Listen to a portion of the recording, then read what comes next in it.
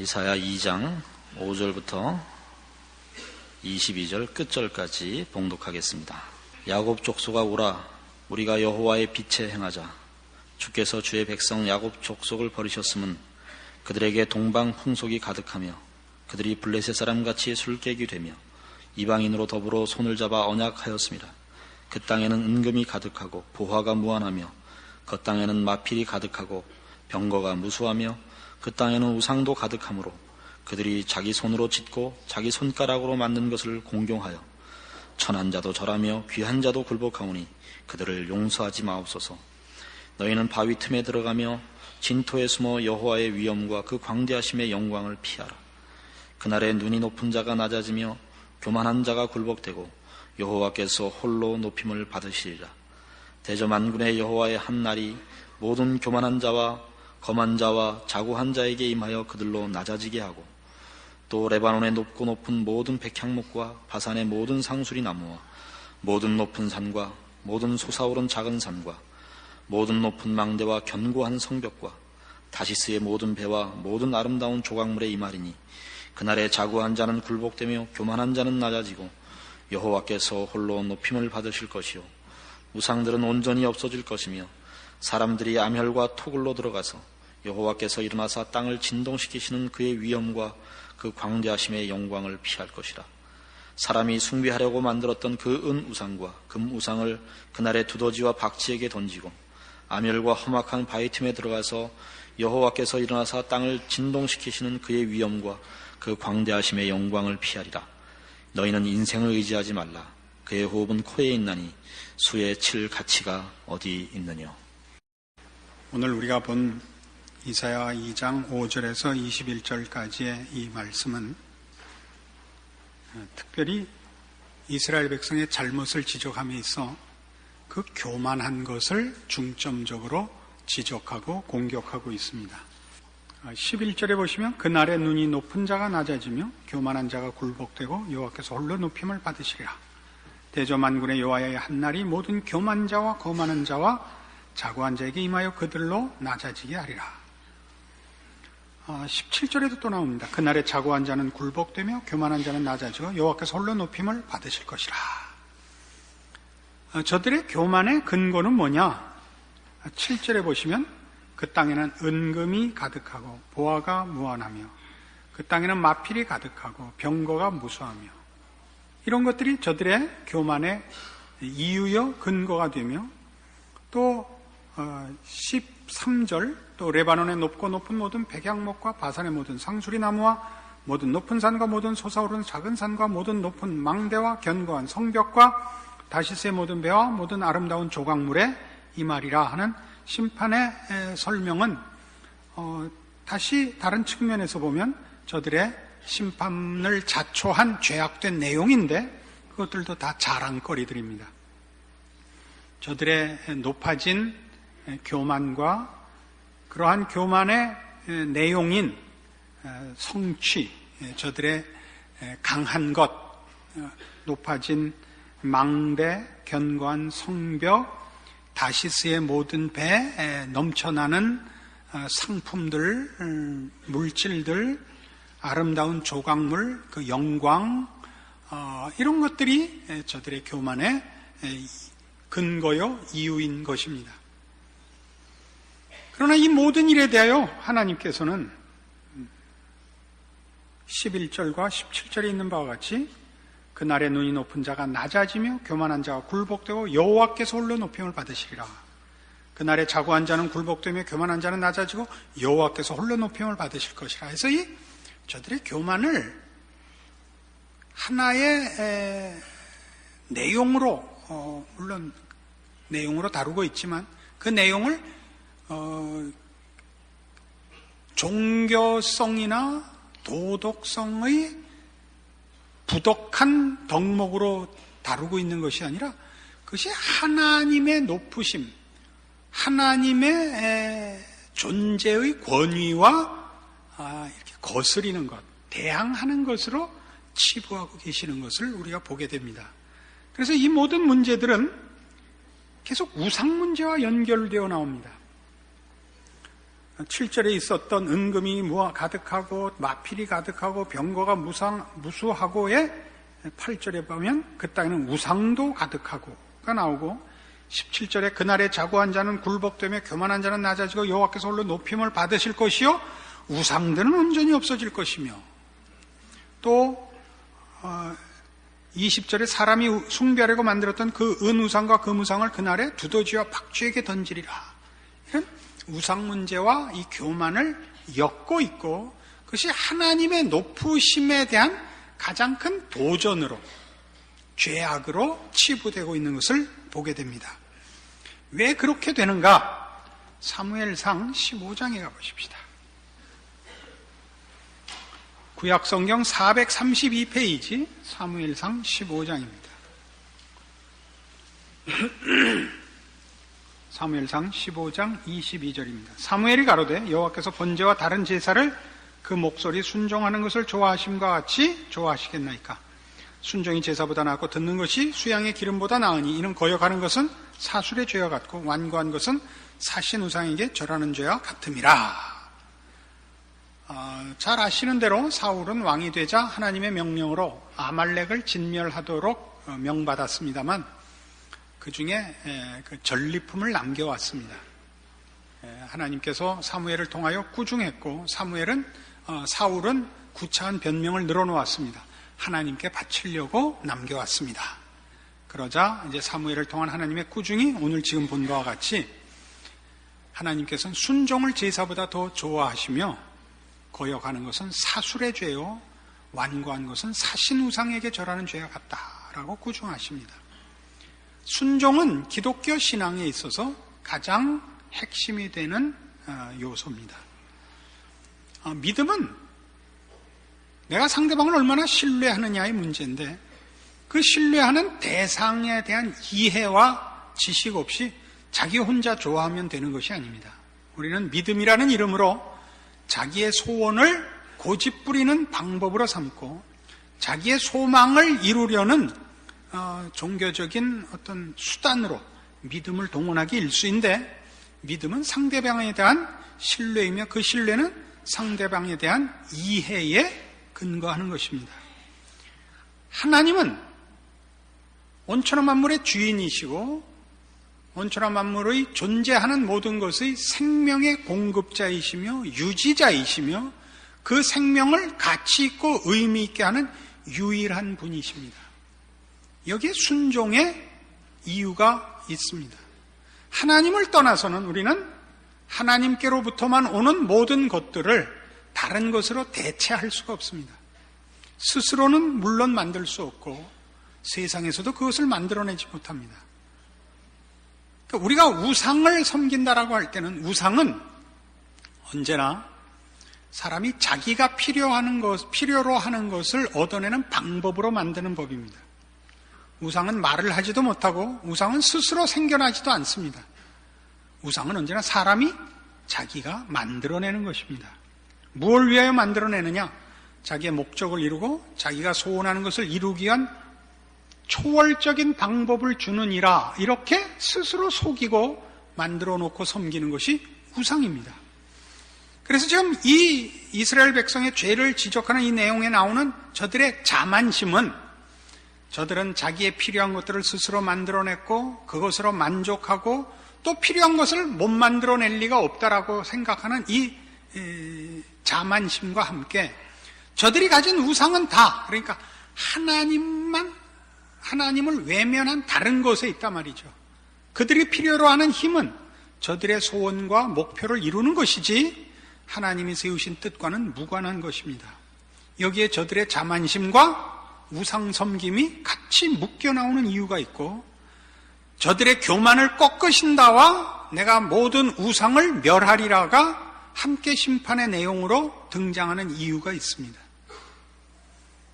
하나님을 섬기는 것은 우리 기독교 신앙인에게 있어서는 우리의 진정한 필요를 얻는 유일한 길이요, 유일한 대상입니다.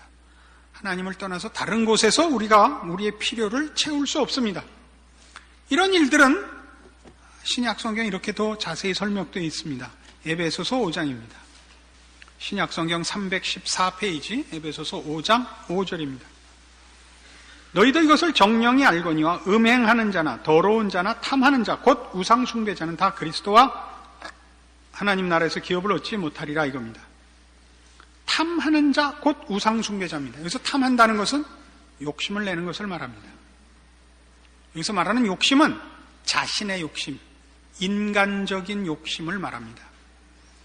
하나님의 뜻을 향한 욕심이 아니고 자기 생각과 자기 기준과 자기 권위에 근거한 욕심들을 말합니다.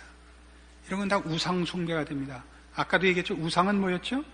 자기가 목적하는 것을 이루는 초월적인 방법으로 고안해낸 것입니다. 우상을 섬긴다는 것은 곧 하나님을 외면한다는 뜻이요. 하나님께로부터 오는 것을 소원하지 않는 것은 곧 자신의 욕심을 채우자는 것이요. 우상 숭배가 된다 이런 말입니다. 그래서 여러분 잘 보십시오. 이 일은 예수를 믿는 사람에게도 사실은 그 원리상 많이 섞여 있는 내용입니다. 여러분들은 예수를 믿는다고 고백했을 때 그 고백이 가지는 이런 제한된 조건을 알아야 됩니다. 어떤 제한? 하나님으로부터만 내 필요를 공급받으며 구한다. 세상으로부터는 내 필요한 것을 공급받지도 않고 구하지도 않겠다.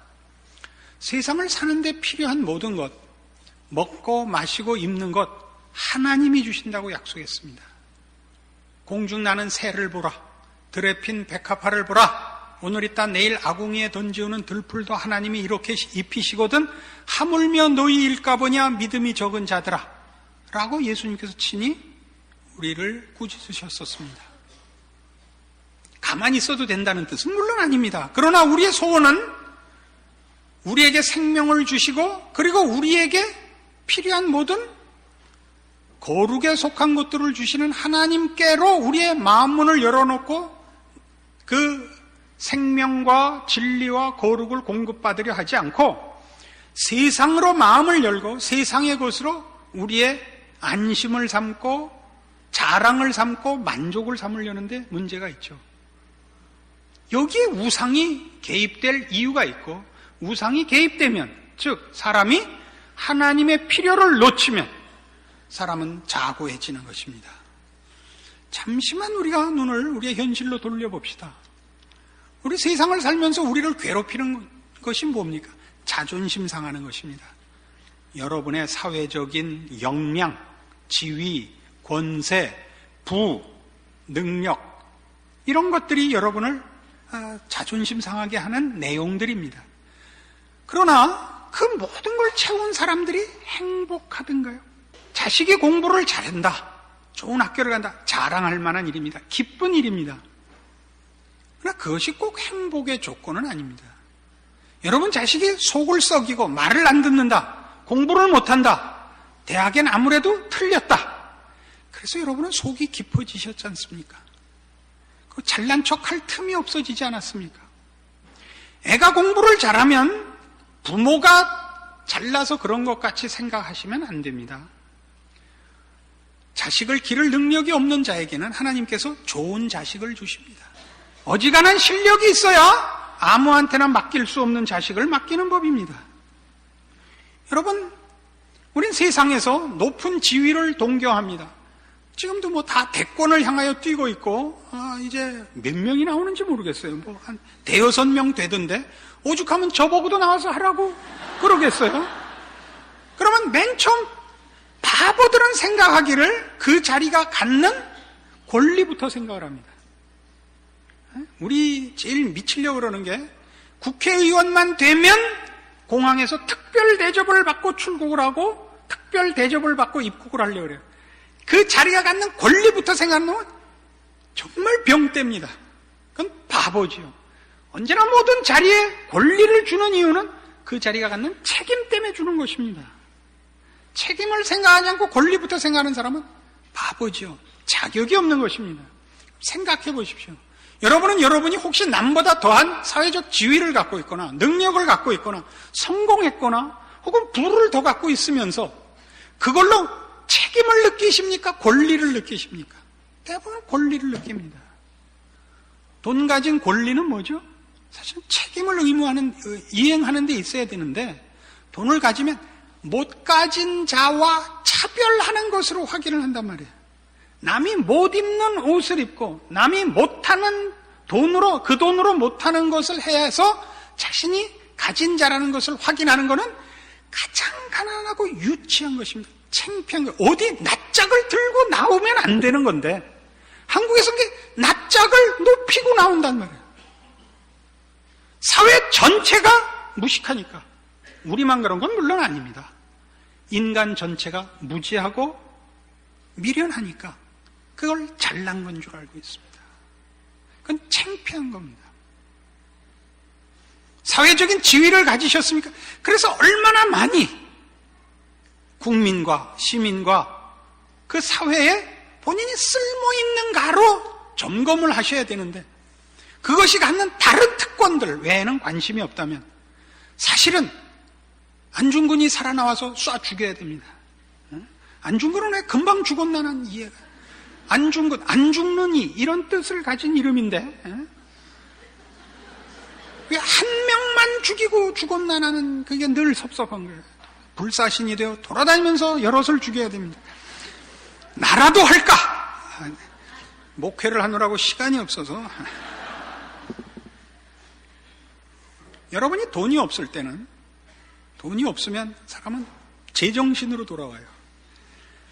내가 누구도 찾아가고 누구도 찾아갔어야만 됐었다, 이 생각이 나요. 돈이 없어지면 당연히 해야 될 일이 생각나고, 돈이 생기면 싹 없어져요. 진대요.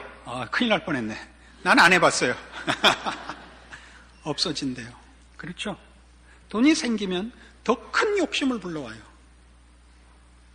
돈이 생기면, 그 돈만 생기면 충분하다고 생각했던 목록들이 다 없어지고, 누구 찾아가고 감사를 표하고 신세진 걸 갚고 또 누구와 나눠 쓰리라고 했던 목록이 싹 없어지고, 조금만 더 생기면 하와이를 살 텐데, 이런 생각이 나요. 돈은 우리에게 아무것도 아닙니다. 그래서 하나님은 그래서 사랑하는 성도들에게 이런 돈, 지위, 능력, 건강은 그 사람을 하나님이 부르시는 그 이유로 그만큼만 주시고 부르십니다. 가졌다 못 가졌다, 유능하다 무능하다가 하나님의 백성 노릇을 하는데 전혀 상관이 없고 행복한데 전혀 상관없는 탓입니다. 그러니까 여러분에게 지금 주어진 조건은 완벽한 조건입니다. 무엇으로? 신앙생활 하는 데 있어서. 지금 여러분의 조건으로 여러분은 충분히 누구에게 감사를 전할 수 있고 자족할 수 있고 행복할 수 있으며 그걸 나눌 수 있습니다. 그러나 우리는 이거를 돈이 부족해서, 사회적인 조건이 부족해서 못한다고 하나님께 불평을 하곤 합니다. 안 그렇습니까? 여러분, 계속 달라는 기도 외에 해본 것이 무엇이 있습니까? 지금 있는 것으로 지금 해야 되는 일은 다 묻어놓고 더 주셔야만 본때 있게 하겠습니다 라고 하고 있다면, 여러분은 하나님이 여러분의 아버지시고 여러분의 필요를 주시는 분이라는 걸 놓고 있고 하나님을 우상화하고 있는 것입니다. 여러분은 여기 지적된 이사야 2장에 나오는 꾸중받는 이스라엘 백성들보다 하나도 낫지 않습니다. 이스라엘 백성들은 왜 이렇게 바보였을까? 이런 말 하는 사람들을 자주 만나는데, 그걸 보고도 모르는 사람은 얼마나 바보겠어요? 근데 우리는 이 실수를 꼭 합니다. 그래서 신명기 8장에 가시면 지금 우리가 따지고 있는 이 문제에 대하여 성경에 이런 분명한 설명과 지적이 있었죠. 구약성경 274페이지 신명기 8장 1절입니다. 내가 오늘날 명하는 모든 명령을 너희는 지켜 행하라. 그리하면 너희가 살고 번성하고 여호와께서 너희의 열조에게 맹세하신 땅에 들어가서 그것을 얻으리라. 네 하나님 여호와께서 이 40년 동안에 너로 광야의 길을 걷게 하신 것을 기억하라. 이는 너를 낮추시며 너를 시험하사 네 마음이 어떠한지 그 명령을 지키는지 아니 지키는지 알려 하심이라. 너를 낮추시며 너로 줄이게 하시며 또 너도 알지 못하며 네 열조도 알지 못하던 만나를 네게 먹이신 것은 사람이 떡으로만 사는 것이 아니요 여호와 입에서 나오는 모든 말씀으로 사는 줄을 너로 알게 하려 하심이니라. 몇 번 소개했던 내용이라 간략하게 내용은 지나갑니다. 출애굽해서 광야에 홍해를 건너 광야에 이르자 먹을 게 없었고 이스라엘 백성들은 불평했습니다.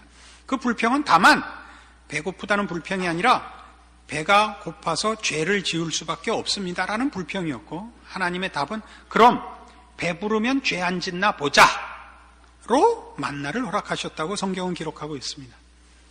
만나를 먹고도 죄를 지은 증거가 40년 광야 생활입니다.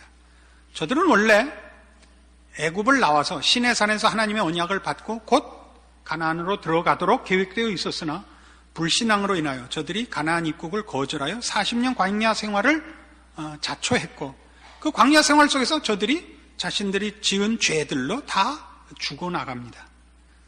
그래서 뭐가 증명이 됐느냐? 사람은 죄가 밖의 조건으로 인하여 발생하는 것이 아니라 인간 속에서부터 발생한다는 것을 확인받게 됩니다. 그래서 그 결론이 사람이 떡으로만 사는 것이 아니라 여호와의 입에서 나오는 모든 말씀으로 사는 줄을 너로 알게 하려 함이라 라는 말씀이 여기 기록되어 있는 것입니다. 하나님으로부터만 우리는 필요한 것을 얻습니다. 떡에서부터 양식이 나오지 않습니다.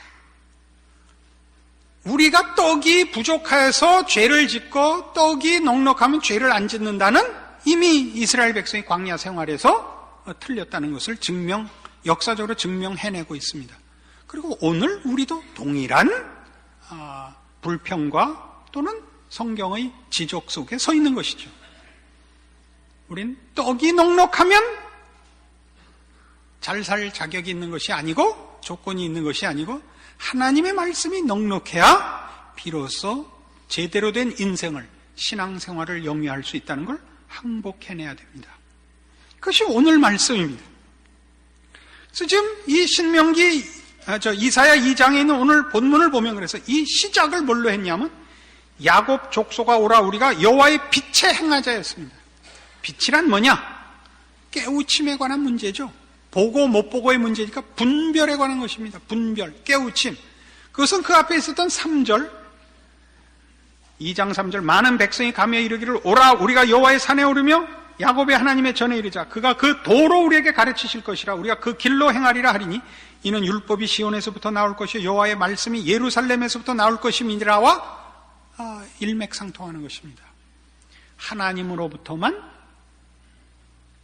법이 나오고 도가 나오고 길이 있고 생명이 있고 양식이 있습니다. 그러나 우리는 자꾸 어디로 갑니까? 우상에게로 갑니다. 세상으로 가고 자기 자신을 모든 결정과 가치의 권위자로 내세우기를 좋아합니다. 그 교만하다는 건 도덕적 차원의 교만이 아니라 무지한 교만이죠. 그래서 이 모든 내용의 우리 신약적인 설명은 이겁니다. 요한복음 15장 신약성경 174페이지 요한복음 15장 1절 내가 참 포도나무요 내 아버지는 그 농부라 무릇 내게 있어 과실을 맺지 아니하는 가지는 아버지께서 이를 제해버리시고 무릇 과실을 맺는 가지는 더 과실을 맺게 하려 하여 이를 깨끗게 하시느니라. 너희는 내가 일러준 말로 이미 깨끗하였으니 내 안에 거하라 나도 너희 안에 거하리라. 가지가 포도나무에 붙어있지 아니하면 절로 과실을 맺을 수 없음같이 너희도 내 안에 있지 아니하면 그러하리라. 나는 포도나무여 너희는 가지니 저가 내 안에 내가 저 안에 있으면 이 사람은 과실을 많이 맺나니 나를 떠나서는 너희가 아무것도 할 수 없음이라. 사람이 내 안에 거하지 아니하면 가지처럼 밖에 버리어 말라지나니 사람들이 이것을 모아다가 불에 던져 사르느니라. 포도나무 가지는요 거기에 열매가 매달리지만 포도가 가지 끝에 매달리지만 그러나 가지가 만든 것은 아닙니다. 나무가 만든 것입니다. 줄기에 붙어있지 않는 가지는 그건 아무짝에도 쓸모없습니다. 그건 아무것도 할 수 없습니다. 그것은 불에 살라지도록 모아져 버림을 받을 것입니다. 우리 신자가 그렇고 모든 인간이 그렇고 아니 모든 하나님의 피조물들이 그렇습니다. 하나님과 묶여있지 않으면 하나님으로부터 생명과 필요를 공급받지 않으면 어느 존재도 생명을 유지할 수 없으며 그 생명을 꽃 피울 수 없습니다. 이것이 성경이 가르치는 것입니다. 여러분의 신자된 인생의 복은 어디에 있느냐? 여러분이 헛된 것으로 여러분의 내용을 채울 필요가 없다는 데 있습니다. 하나님께서만이 우리의 모든 것이시되 그가 주시는 모든 것은 세상이 만들어내는 어떤 것보다도 큰 것들입니다. 성경은 지적하기를 드레핀 백합화가 솔로몬의 모든 영광으로 입은 옷이 쫓아가지 못할 아름다움이었다는 것입니다. 사람이 만들어내는 어떤 내용, 가치, 아름다움, 자랑, 무엇도 그건 다 거짓된 것이요. 하나님께서 주시는 것만이 참된 것이며 하나님만이 그렇게 하실 수 있고 신자들만이 그걸 누릴 수 있습니다. 이걸 놓치고 어디로 가 있습니까? 우상 아래 가 있는 것이죠. 왜 그래요? 세상의 유혹에 지고 있는 것입니다.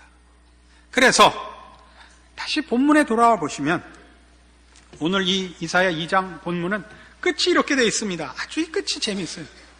22절 너희는 인생을 의지하지 말라. 그의 호흡은 코에 있나니 수에 칠 가치가 어디 있느냐. 이 인생을 의지하지 말라. 이 표현을 직역하면 그대로 원문대로 직역하면 너희는 인간을 단념하라 이런 뜻입니다. 뭘 단념하라는 겁니까? 인간의 자족, 자만, 자존을 단념하라는 것입니다. 신이 되려고 하지 마라. 너희가 하나님을 대적하려고 하지 마라. 하나님으로부터 너의 필요를 받으라. 거기에 너희의 진정한 행복과 승리와 영광과 자랑이 있느니라. 그게 우리가 예수를 믿는 이유입니다. 우리는 예수를 믿으며 하나님을 아버지라 부르면서도 하나님께 무엇을 받아야 하는지, 그가 우리를 어디로 인도하는지에 대해서는 매우 무지하며 외면하며 고와 같이 살기 일쑤입니다. 여기에 신자들의 신앙에 실패가 있습니다. 여러분의 신앙을 하나님의 자녀라는 이름에 부끄럽지 않게 하나님께 붙들어 매시고 그로부터 영양을 공급받으십시오. 그리하여 참다운 인간의 아름다움, 성경이 얘기하는 하나님의 형상으로 지음을 받은 인간의 고급함을 누리시는 여러분의 생애가 되기를 바랍니다. 기도하십시다. 하나님 아버지 은혜를 감사합니다. 하나님께서 우리의 아버지 되시며 우리를 사랑하시니 우리는 더 이상 바랄 것이 없습니다. 우리로 우리 주 예수 그리스도 안에 있는 하나님의 사랑으로 확인케 하사 저 세상의 유혹과 시험을 물리치고 자존심의 경쟁, 헛된 것, 허용된 것의 싸움에서 우리를 건지시며 참된 것, 영원한 것, 의와 진리와 거룩에 속한 것으로 이제 우리를 채우고 단장하고 매진하게 하여 주시옵소서. 그리하여 신자된 인생의 자랑과 승리와 영광을 누리며 나누며 하나님의 사람으로 살다가 주 앞에 서게 하여 주시옵소서. 예수님 이름으로 기도합니다. 아멘.